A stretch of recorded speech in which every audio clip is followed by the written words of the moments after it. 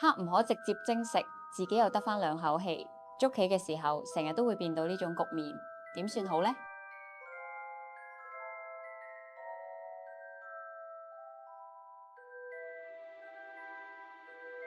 黑一班係好棋，白二擋黑三寶，諗住正面同白棋開戰，點知俾白四打食，之後白再6位走出嚟，黑棋咁就真係冇符。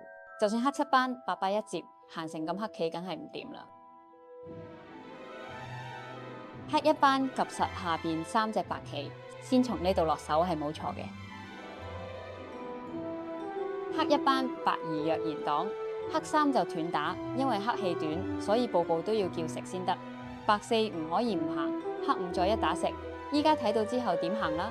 黑七精子成立，白8就算走出嚟，黑9、11精食，實食冇黐牙。